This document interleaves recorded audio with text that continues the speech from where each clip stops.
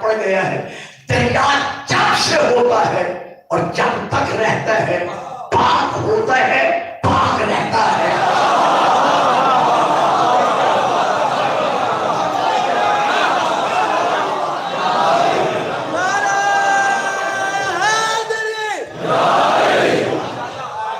دریا جب سے جاری ہوتا ہے اور جب تک جاری رہتا ہے، پاک ہوتا ہے، پاک رہتا ہے.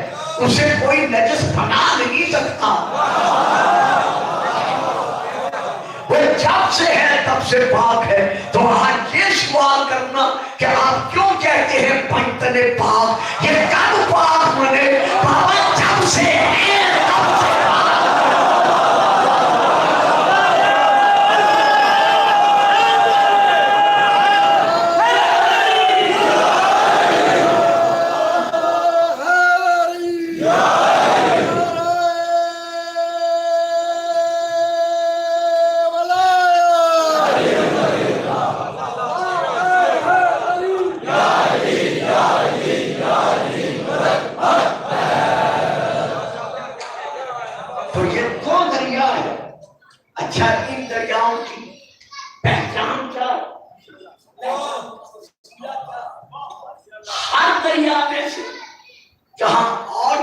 قیمتی برآمد ہوتی ہے، وہاں خرافات بھی برآمد ہوتی ہے.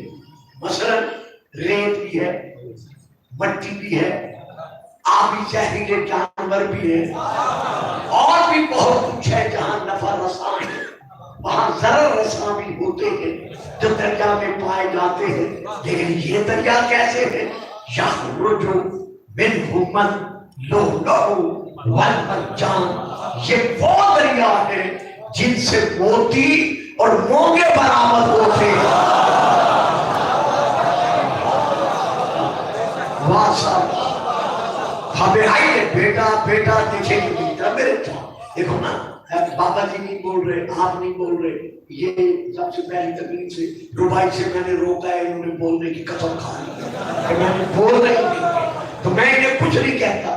لیکن توجہ تو میری طرف رہی ہے. درود پڑھیے گا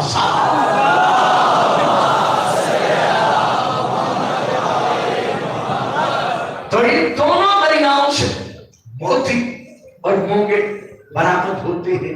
تو آئیے آج کی اس تقریر کے آغاز میں اتنے بڑے گجرانوالہ کے اجتماع میں، جہاں تمام عاشقان رسول و گھرانہ رسول و عاشقان رسول میرے شیعہ سنی بھائی تشریف فرما ہے، ہمیں یہ دیکھنا چاہیے کہ یہ دو دریا کون سے ہیں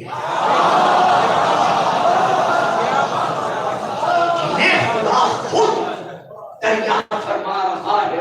تو یہ دو دریا کون سے ہیں؟ لیجئے میں حوالہ دے رہا ہوں. کل انشاءاللہ زندگی بخیر صحت و سلامتی میں جیسے حاضری دے رہا ہوں میں دوں گا. تو میں حوالے کا ضامن تفسیر در منصور جلد نمبر 6 حضرت علامہ جلال الدین سیوطی کی یہ تفسیر مطبوعہ بیروت لبنان. اس کا اندر کا کاغذ پیلے رنگ کا اخباری کاغذ، اس کی باہر کی جلد میرون کلر کی رقیق چمڑے والی جلد، تاکہ کوئی بات میں گھبرا نہ جائے. تو اس سے میں پڑھ رہا ہوں یہ تفسیر لے کر. انہوں نے لکھا ہے کہ حضرت عبداللہ بن عباس رضی اللہ تعالی عنہما سے جب اس آیت کی تفسیر طلب کی گئی کہ اس کی تفسیر کیا ہے، یہ بہت بڑے ہمارے مفسر قرآن ہیں جو کہ علی کے شاگردوں میں سے ایک شاگرد ہے. تو انہوں نے اس آیت حوالہ میں دے چکا، میں نے شیعہ تفسیر کا حوالہ نہیں دیا. انہوں نے ارشاد فرمایا کہ اللہ جو فرما رہا ہے مرج البحرین یلتقیان، تو ان دو دریاؤں سے مراد علی و فاطمہ.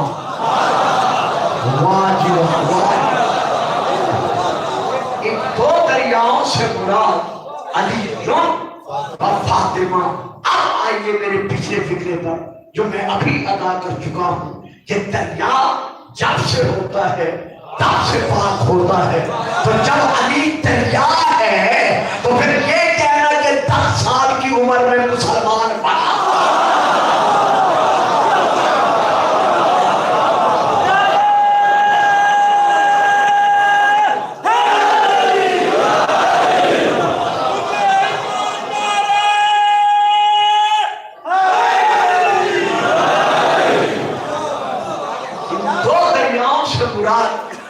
علی و فاطمہ. ایک دریا کا نام علی ہے اور دوسرے دریا کا نام فاطمہ ہے. بینہما برزخ لا یبغیان. اس سے مراد النبی ہمارے رسول پاک ہے جنہوں نے ان دونوں کی معرفت کرائی کہ یہ علی کا مقام ہے اور یہ فاطمہ کا مقام ہے. پھر آگے انہوں نے ارشاد فرمایا یخرج منہما اللؤلؤ والمرجان. لولو سے مراد حضرت امام حسن ہے اور مرجان سے مراد حضرت امام حسین ہے. تو اب موتی بھی پاک مولا بھی پاک جہاں سے آ رہا ہے وہ بختر بھی پاک. تو گجرانوالہ کے رہنے والوں شیعہ سنی کا سوال چھوڑ کر گھر میں جا کر سوچنا کہ جن کو اللہ پاک بنا کے بھیج دے پھر حسین یزید جیسے نجس کی بیعت کیسے نہ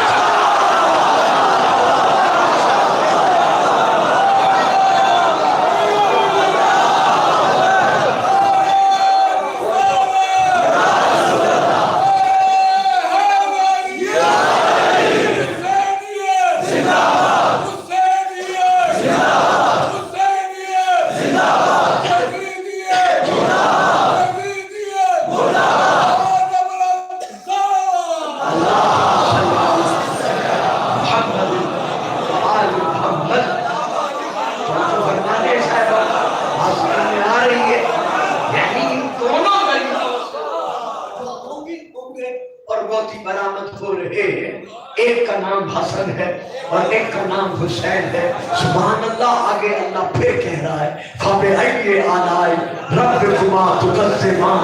اے جنات اور انسانات مل کر تو دونوں کے دونوں اللہ کی کس کس نعمت کا انکار کر سکتے ہو. معلوم ہوا یہ پورے کا پورا گھرانہ اللہ نے نعمت بنا کے بھیجا. ایک سیکنڈ حوصلہ کر دیجیے گا کہ پورے کا پورا گھرانہ ذات مصطفیٰ ہو علی ہو فاطمہ ہو حسن ہو حسین ہو یہ پورے کا پورا گھرانہ اللہ نے نعمت بنا کے بھیجا ہے. اور ہم سے کیا کہا ہے کہ دعا مانگو اہدنا الصراط المستقیم صراط الذین انعمت علیہم. ہمیں ان کے راستے پر چلا جن کا نام محمد ہے علی ہے فاطمہ ہے حسن ہے حسین.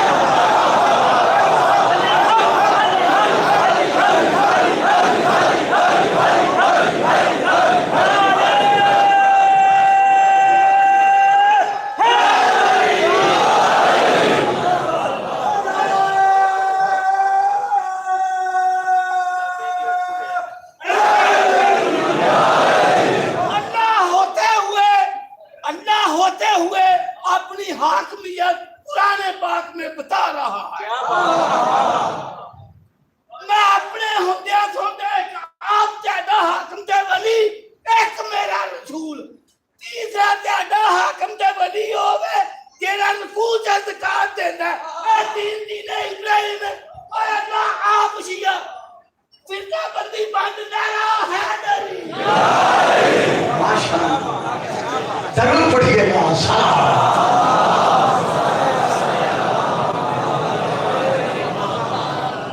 سبحان اللہ. تو اللہ نے دو دریا جاری کیے. اب ان دو دریاؤں سے مراد کون ہے؟ ایک حضرت علی اور ایک سیدہ فاطمہ. شب کے رنگ کو مل گئے. معلوم ہوا ان دونوں کا سنگم اللہ کی رضا کے سائے میں ہے. بھائیوں عزیزوں بیٹوں میں ان کلمات میں جو کچھ ادا کر رہا ہوں اللہ آپ کو سلامتی دے. آپ سب توجہ فرما رہے ہیں. میں مزید توجہ کے لیے نہیں کہتا لیکن اتنا ضرور کرتا ہوں کہ رسول کی بیٹی کے لیے ابو طالب کے بیٹے علی کے ساتھ نکاح کا فیصلہ اللہ نے خود کیا. یعنی یہ عہد علی و بطول رضائے الہیہ کے سائے میں ہے. تو اب یہاں پر ہم دیکھتے ہیں کہ یہ جو ہے حسین و حسن یہ کیا ہے؟ ان کے موتی ہے. لیکن پھر موتی ہو کر کیا ہے؟ ما کان محمد ابا احد من رجالکم ولکن رسول اللہ وخاتم النبیین. میرا محمد تمہارے مردوں میں سے کسی ایک کا بھی باپ نہیں ہے. تمہارے مردوں میں سے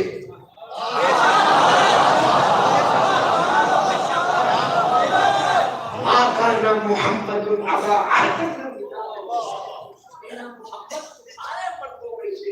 کسی کا باپ نہیں ہے. اگر تمہارے کو ذہن میں رکھو گے تو پھر میں ایک اور آیت پڑھوں گا. فَقُلْ تَعَالَوْا نَقْتُلْ أَبْنَاءَنَا وَأَبْنَاءَكُمْ. میرا حبیب ان نصرانیوں سے کہتے ہم اپنے بیٹے لاتے ہیں.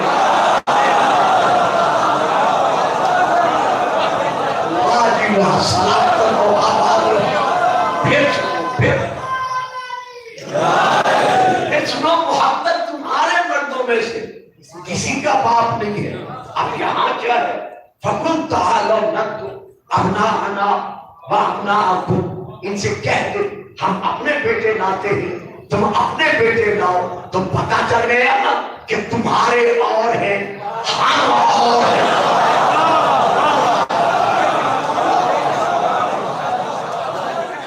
اب ہم آتے ہیں اس آیت کے شان نزول کی طرف کہ یہ آیت کب نازل ہوئی. سن 9 ہجری 10 ہجری کچھ لوگوں نے لکھا ہے جو کہ آمدن لکھا گیا ہے. کیوں؟ اس کا جواب شاید تقریب میں مل جائے گا یا پھر کبھی ملے گا. کل میں نے نتیجہ دینا ہے ماں آتا ہم رسول کا. میں سب کو دعوت دیتا ہوں. ہر کی دعوت میری طرف سے ہے کہ آپ تشریف لائیں تاکہ جو موضوع میں نے شروع کیا آپ کو پتہ ہے کہ آج محرم سے میں فضائل صرف تبرکات پڑھتا ہوں. تو کل میں نے اسے نتیجے تک پہنچانا ہے انشاءاللہ. زندگی بس ہے کہ جو رسول دے وہ لو. اور یہاں پر کیا ہے؟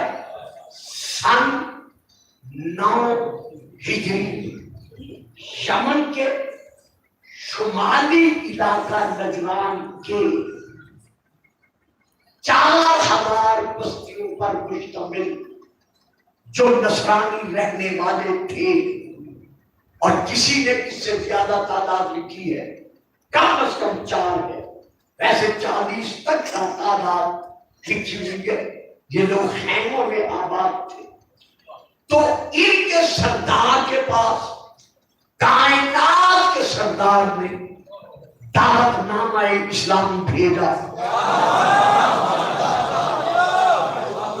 تو ان کے سردار سے اپنی قوم کے 40 سے لے کر 70 تک کی روایت ہے افراد کو جمع کیا یعنی چنا. چنے ہوئے افراد میں سے پھر 14 افراد کو چنا. پھر ان 14 میں سے 3 کو چنا. یہ پوری ایک کمیٹی بنائی. کمیٹی بنا کر ان سے کہا کہ تم وہ 60 و 70 کہ تم جاؤ مدینے اور تمہارے جو 14 ہیں ان میں سے جو 3 میں منتخب کر رہا ہوں انہیں یتیم عبداللہ کے ساتھ گفتگو کرنے کا حق حاصل ہوگا. تم جا کر صرف گفتگو کے بعد یہ اندازہ لگا کہ میرے پاس آؤ کہ آیا کہ طالب حکومت ہے یا واقعاً صاحب نبوت ہے.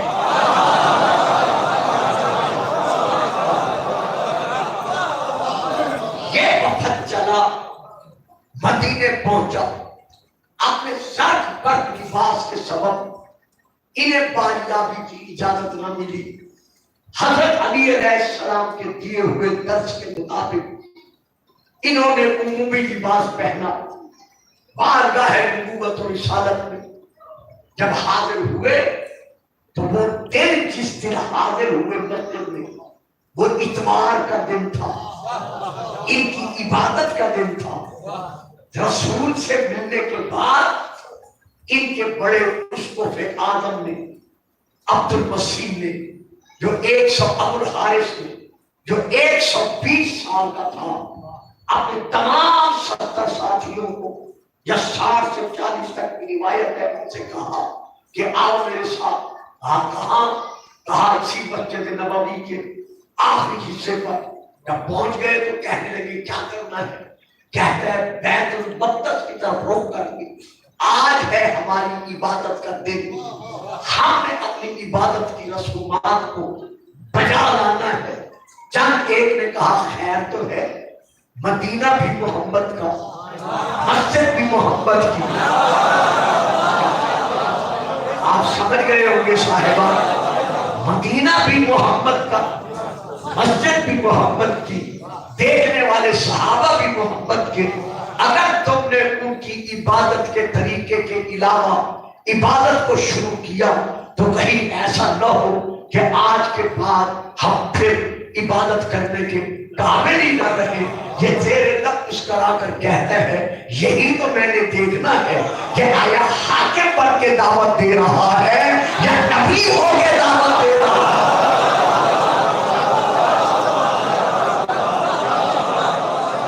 سلامتی ہوگی، درود پڑھیے گا، صلوات۔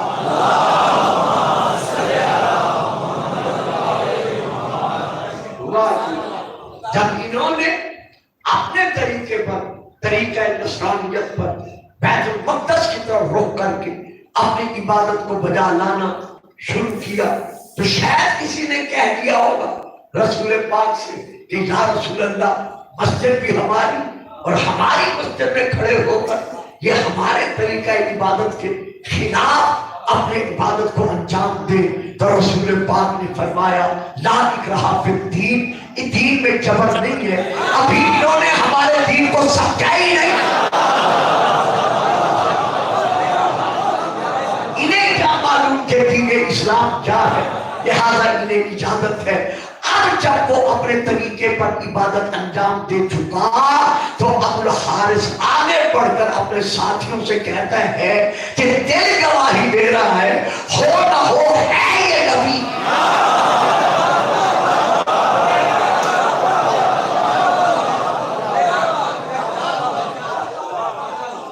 بارگاہ مصطفی میں پہنچے، پہنچ کر سلسلہ گفتگو کا آغاز ہوا۔ ان میں سے عبد المسیح رسول کے قدموں کی طرف دیکھ کر کہتا ہے کہ کیا آپ یہ ہو، کیا آپ یہ گمان کرتے ہیں کہ عیسیٰ بن مریم عبداللہ ہے، ابن اللہ نہیں ہے؟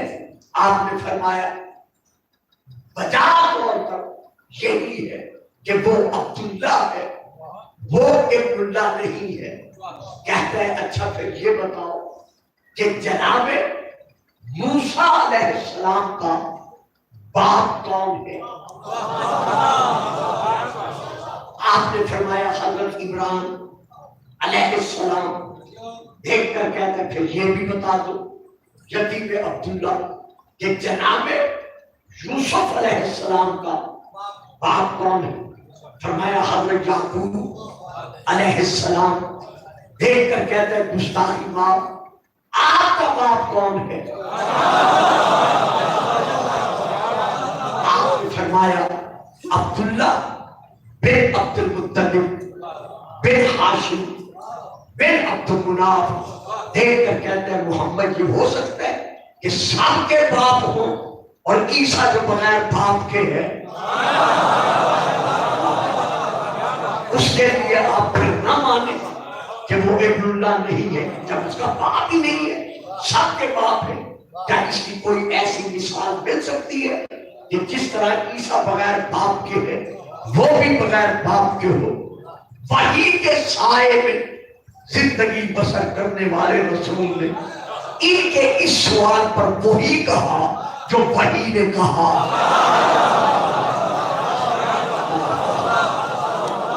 ان مثل عیسیٰ عند اللہ کمثل آدم، جناب عیسیٰ کی مثال جناب آدم کی طرح ہے کہ اللہ نے اس کو مٹی سے خلق کیا اور کہا ہو جا کن فیکون. اب اس کا نہ ماں، اس کی نہ ماں ہے نہ باپ ہے، یہاں ماں تو ہے.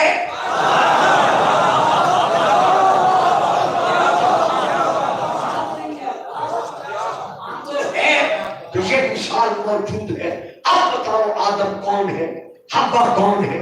سارے گھبرا گئے، جواب تو نہیں تھا، حقیقت تو سامنے آ گئی. لیکن خدا منافقت کا پورا کرے اور ضد کو تباہ و برباد کرے. آپ ضد پر قائم ہو گیا، کہتے ہیں نہیں، مجھے آپ کا یہ جواب قانع نہیں کر سکا، تسلی بخش نہیں ہے. اب یہ آیت نازل ہوئی فَقُلْ تَعَالَوْا نَتْلُ أَبْنَاءَنَا وَأَبْنَاءَكُمْ وَنِسَاءَنَا وَنِسَاءَكُمْ وَأَنفُسَنَا وَأَنفُسَكُمْ ثُمَّ نَبْتَهِلْ فَنَجْعَلْ لَعْنَةَ اللَّهِ عَلَى الْكَاذِبِينَ. میرا حبیب ان سے کہہ دے کہ ہم اپنے بیٹے لاتے ہیں، ہم اپنے بیٹے لاتے ہیں، تم اپنے بیٹے لاؤ.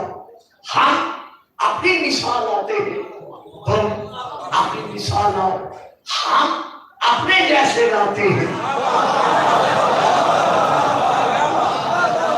انفسنا، نفس کا ترجمہ، ہم اپنے جیسے لاتے ہیں، تم اپنے جیسے لاؤ. مل کر کرے کیا؟ ثم نبتہل فنجعل لعنت اللہ علی الکاذبین. مباہلہ کے اعتبار سے ہم جھوٹوں پر مل کر لعنت بھیجتے ہیں، جھوٹوں پر لعنت بھیجتے ہیں. اب رسول پاک 24 ذوالحجہ کو 9 ہجری ذہنوں میں رہے. نمبر 1 کتاب کا نام المیزان، نمبر 2 کتاب کا نام نقوش عصمت، حضرت علامہ ذیشان حیدر جوادی مرحوم کی. نمبر 3 کتاب کا نام الکاشف، تفسیر الکاشف اہل تشیع کی. یہ 9 ہجری تھی، یہ 10 ہجری نہیں تھی. ذہنوں میں رہے یہ 9 ہجری تھی. 24 ذوالحجہ یہ 10 ہجری نہیں تھی. جب رسول میدان مبالغہ میں گئے اس 9 ہجری میں تو سیدھے ہیں سارے جمع کے. ہم اپنے بیٹے لاتے ہیں، تم اپنے بیٹے لاؤ. ہم اپنی مثال لاتے ہیں، تم اپنی مثال لاؤ. ہم اپنے جیسے لاتے ہیں، تم اپنے جیسے لاؤ.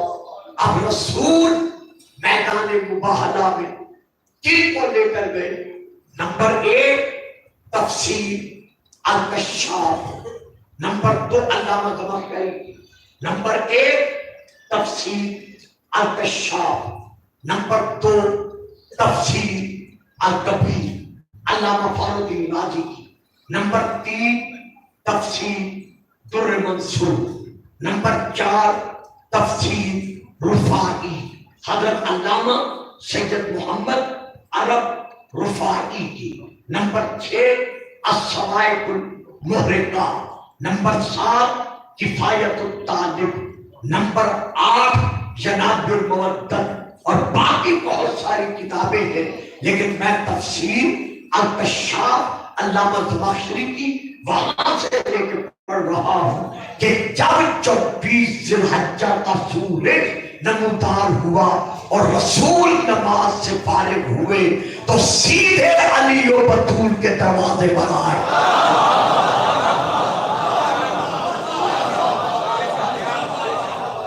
زنجیر در میں ہاتھ ڈال کر رسول پاک نے ارشاد فرمایا السلام علیکم یا اہل بیت النبوہ، اے اہل بیت النبوہ، کائنات کے نبیوں کا نبی تمہیں سلام پیش کر رہا ہے. اب میں یہاں رک گیا، ایک لمحے کے لیے میں یہاں رک گیا. گھر کے اندر کون ہے؟ علی 1، بطول 2، حسن 3، حسین 4۔ رسول دروازے پر کھڑے ہو کر کیا کہہ رہی ہیں؟ اے اہل بیت نبوہ، تم پر میرا سلام ہو، معلوم ہوا علی پر بھی سلام، فاطمہ پر بھی سلام، حسن پر بھی سلام، حسین پر بھی سلام۔ تو ہم سے یہ کہنا کہ آپ انہیں علیہ السلام کیوں کہتے ہیں، پہلے رسول سے پوچھو۔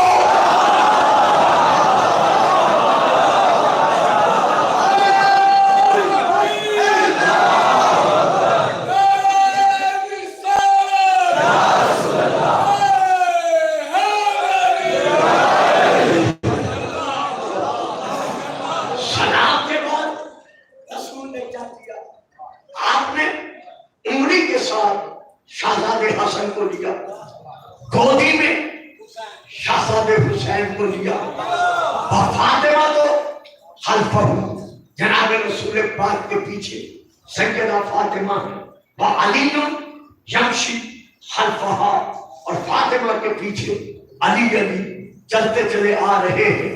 یعنی رسول نے ایک ہاتھ کی انگلی کے ساتھ حسن کو لیا اور دوسرے ہاتھ کی انگلی کے ساتھ نہیں بلکہ اپنی گودی میں حسین کو لیا۔ اب توجہ چاہوں گا، یہ سب کچھ میں نے انہی کلمات کی خاطر ادا کیا ہے جو اب میں نتیجہ دے رہا ہوں کہ یہاں پر بات سب سے زیادہ سوچنے کی اور سمجھنے کی بات یہ ہے کہ واقعہ ہے 9 ہجری کا، سیدھا بھی ہے جمع کا، جمع کم از کم شروع ہوتی ہے 3 سے۔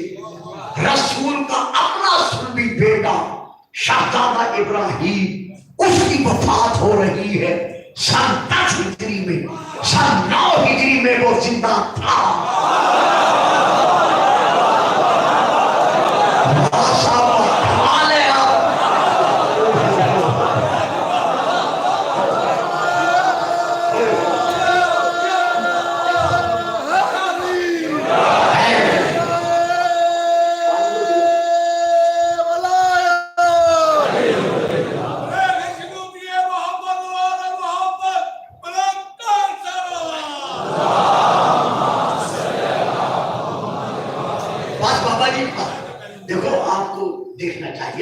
اللہ آپ کو زندگی دے، 1-2 مرتبہ پھر کام انشاءاللہ۔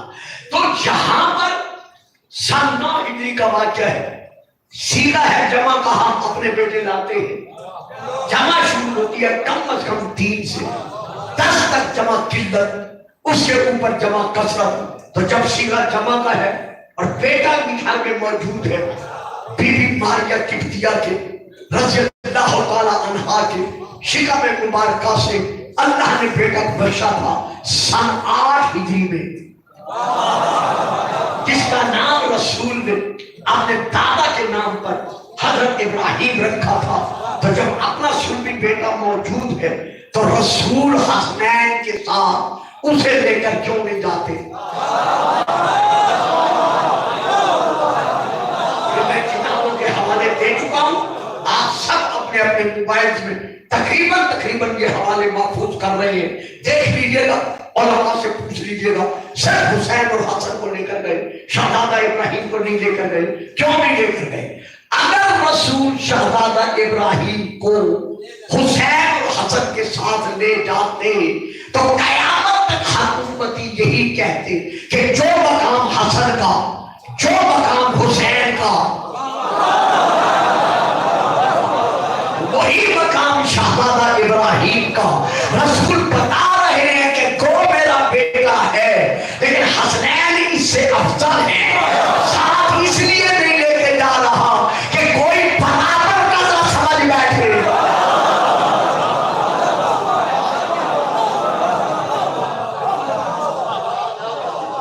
رسول اس انداز میں چلے، اب پھر آئیے، وقت ختم ہو چکا ہے بلکہ وہ نیا ہے، اب پھر آئیے اس بات پر جس پر میں لوٹا رہا ہوں۔ حسن ہے انگلی کے ساتھ 6 برس یا 7 کا، حسین ہے گودی میں 6 برس کا۔ اب ایک ہے انگلی کے ساتھ، ایک ہے گودی میں، لانے کی کیا ضرورت تھی؟ جب ہیں ہی بچے تو کیوں لائے جا رہے ہیں؟ ماننا پڑے जो दर्स मारिफत तौहीद रसूल ने देना था, बड़ी मुश्किल बात है, बड़ी मुश्किल बात है, मुझे इल्म है। यानी जो दर्स जो जा रहे हैं खुदा की तौहीद मनवाने के लिए, तो मालूम हुआ जो दर्स मारिफत तौहीद रसूल ने देना है, जो अली ने देना है, जो फातिमा ने देना है, अल्लाह फरमाता है इन्हें भी लेगा, ताकि कल को कोई ये न कहे कि बच्चे थे घर बैठे रहे।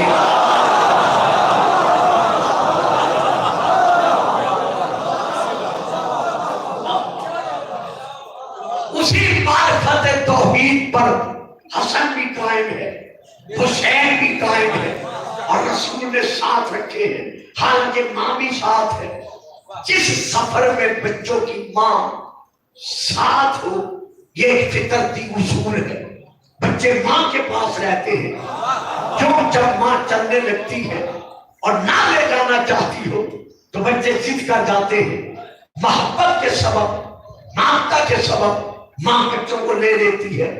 अगर रसूल इन बच्चों को बतूल के साथ रखते, इनकी माँ के साथ रखते, तो कयामत तक आने वाली नस्लें ये कहती बच्चे थे जिद कर गए।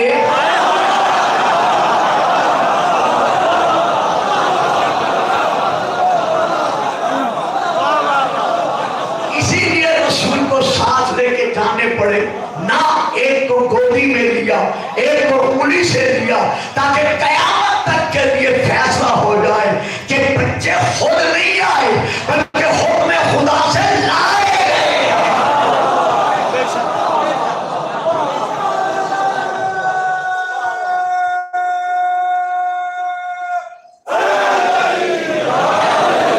तो करना क्या था? सिर्फ झूठों पर लानत भेजनी थी। लड़ाई तो थी नहीं, न तलवार चलानी थी, न था न तीर छोड़ने थे, सिर्फ ज़बान से लानत ही भेजनी थी ना। तो खुदा अकेला रसूल को भेज देता। जब हजरत नूह अकेले बद्दुआ कर सकते हैं, हमारा रसूल अकेले जाकर बद्दुआ कैसे क्यों नहीं कर सकता? लेकिन मिलता है हुक्म ना, इन सबको ले जा। क्यों ले जा? इसलिए कि तेरी उम्मत के लिए मेरा फैसला है कि या अय्युहल्लज़ीना आमनू तक़ुल्लाह व कूनू मअस-सादिक़ीन, कि ऐ ईमान वालो अल्लाह से डरो और सादिकीन का दामन थामो। सादिक का नहीं, सादिकीन का। तो आज झूठों पे लानत भेजनी है, सादिकीन की पूरी जमात ले जाओ, ताकि कयामत तक फैसला हो जाए कि दामन इनका थामना है, किसी गैर का नहीं।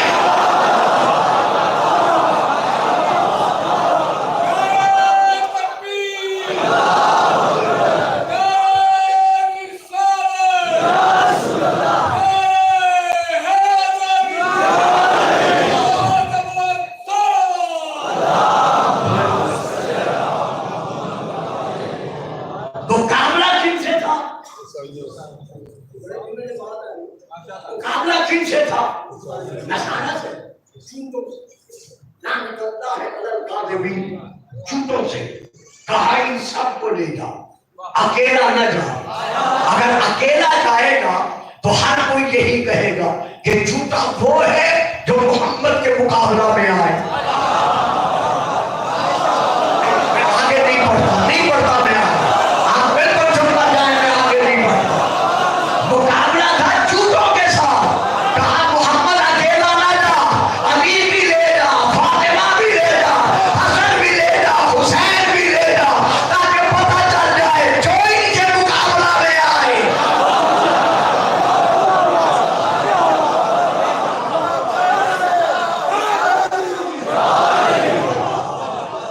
तो हुसैन इन्हीं बर्तन पाक में से वो पांचवा सादिक है जिसे रसूल मैदान मुबाहला में ले गए।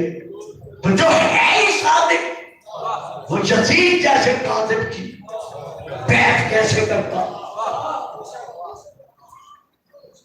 इमाम हुसैन अलैहिस्सलाम को अपने बाप और अपनी मां के हक में इतनी अकीदत थी कि अल्लाह ने امام حسین کو جتنے شہزادے بخشے آپ نے اس عقیدت کے تحت اپنے ہر شہزادے کا نام علی رکھا۔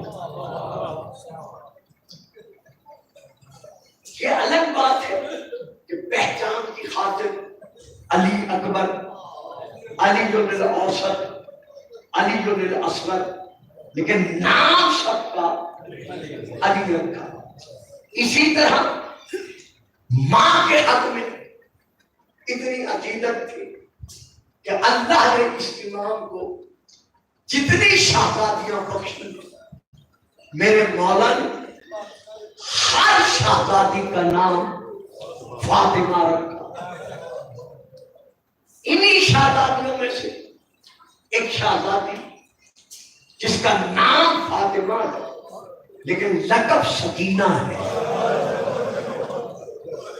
سکینہ اسے اس لیے کہا گیا کہ امام حسین اس بچی کو سینے پر سلا کر سینے کا تعبیر بنا کر رو کر کہتے تھے یہ میرے سینے کا سکون ہے۔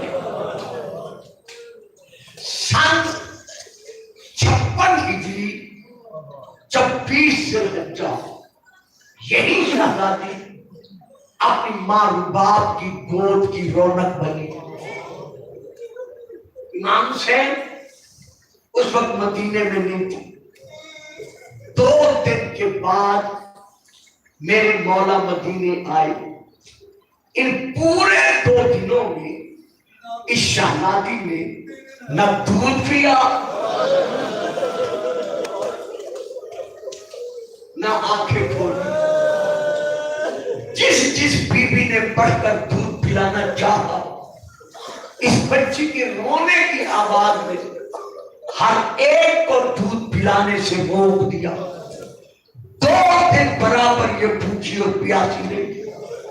جب حسین اپنے دولت قدا میں دولت سرا میں تشریف لے آئے، بی بی رباب نے آگے بڑھ کر کہا مولا اللہ نے آپ کو ایک شہزادی بخشی ہے۔ فرمایا رباب لے آؤ میری بیٹی کہاں ہے؟ کہا مولا وہ زندہ نہیں رہ سکے گی۔ فرمایا کیوں؟ کہا دوسرا دن ہے برابر رو رہی ہے، اس نے نہ دودھ پیا ہے نہ پانی پیا ہے، اتنا سننا تھا حسین رو پڑے۔ بی بی رباب حیران ہو کر ہاتھ باندھ کر کہتی ہے مولا ذکر تو بچی کے دودھ نہ پینے کا تھا، آپ رو پڑے۔ فرمایا رباب لے آ میری بیٹی کو، یہ تو نہیں سمجھ سکتی، یہ میں جانتا ہوں۔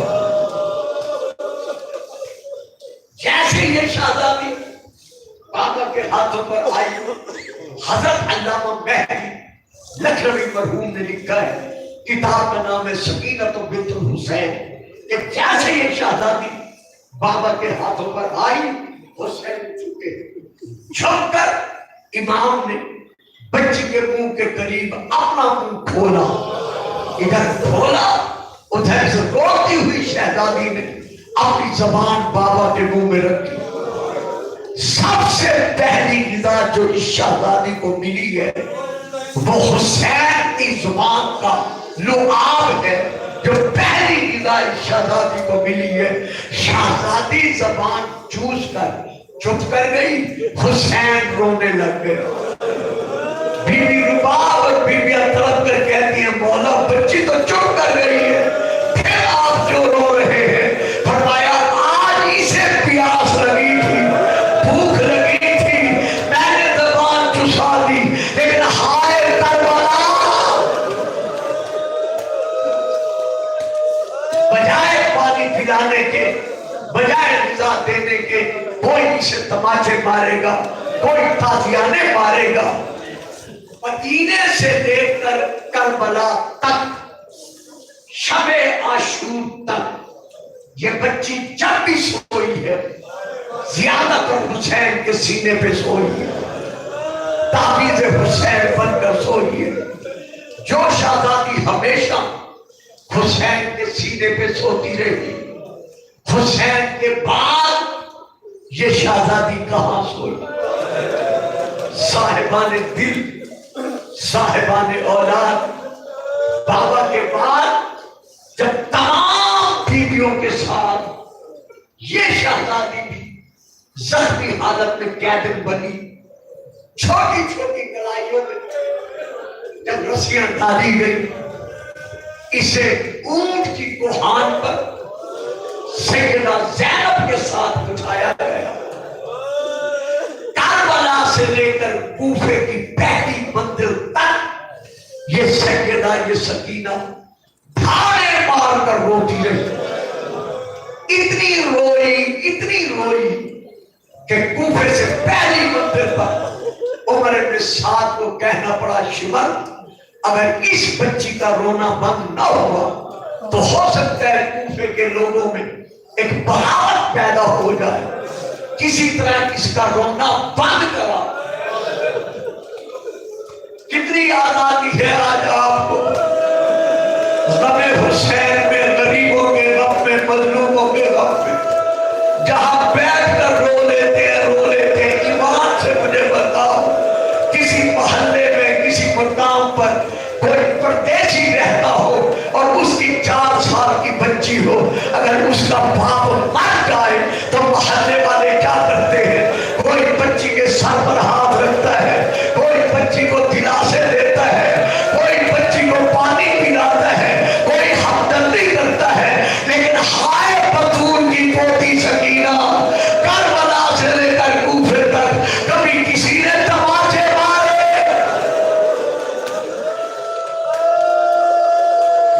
کبھی کسی نے تازیانے مارے؟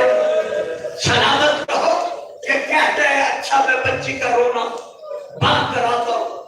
جس اونٹ پر سیدہ سکینہ اپنی پھوپھی اماں کے ساتھ بندھی ہوئی تھی، کجاوے تو نہیں تھے، اس نے حکم دیا یہ اونٹ بٹھاؤ۔ جب اونٹ بیٹھ گئے، ایک سخت شریر مزاج اونٹ لایا گیا۔ اب ذہنوں میں رہے 4 سال کی زخمی سکینہ ہے، یتیم بچی ہے، لائے ہوئے اونٹ پر کوئی کجاوا نہیں ہے، کوئی امباری نہیں ہے۔ اب میں کس زبان سے پڑھوں؟ فکرے بڑے سخت ہیں۔ میں آپ سب سے معافی مانگتا ہوں، شیعہ سنی سے مجھے معاف کر دیجیے گا۔ جیسے سکینہ والا اونٹ بیٹھا، شریر مزاج اونٹ بچھایا گیا، یہ ظالم آگے بڑھا۔ میں صحیح ترجمہ نہیں کرتا، اس نے دونوں ہاتھ سکینہ کو یتیمہ سمجھ کر بچی کے سر میں ڈالے۔ بس میں اور کچھ نہیں کہتا۔ ادھر اس کے ہاتھ آئے، ادھر سکینہ کی دھاڑیں نکل گئی۔ آواز دے کر کہا، بھیا سجاد، میرا سارا سر زخمی ہے۔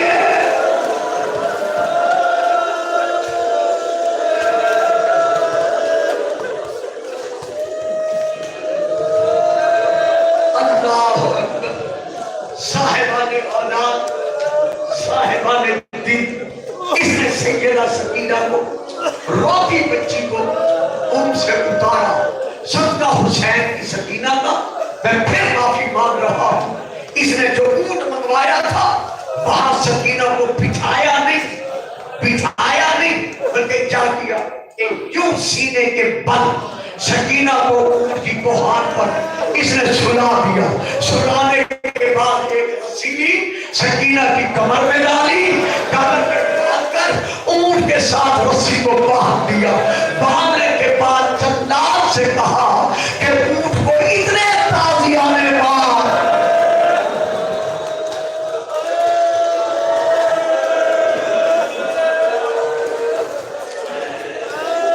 کہ اونٹ اتنی تیزی سے دوڑے کہ حسین کی بیٹی آج کے بعد رو نہ سکے۔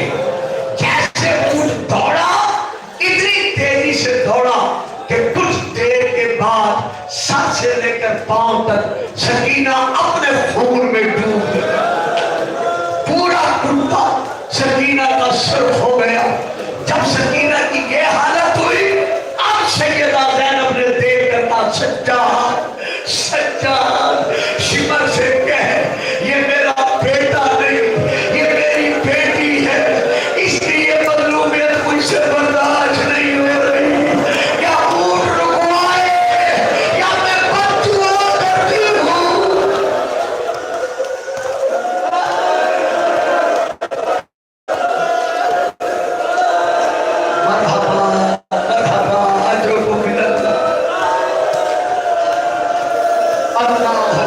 ذرا حوصلہ، ذرا حوصلہ۔ بطول راضیوں، رونے والوں، سجاد زنجیر سنبھال کر چلے۔ تو امام نے کیا منظر دیکھ، سکینہ کی دونوں آنکھیں خون کے قطرے زمین پر، سیدہ کا آواز دے کے کہہ دے سکینہ جان آئے۔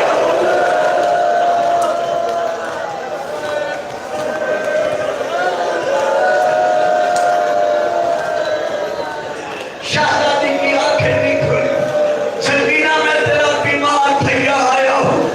شہزادی کی آنکھیں نہیں کھلی، بندے ہاتھوں کے ساتھ امام نے رسی کھولی۔ حالت کیا ہے؟ بیوی کا سارا کرتا سر پسینے میں ڈوبا ہوا ہے۔ اسی نشی کی حالت میں سجاد نے اپنے ہاتھوں پر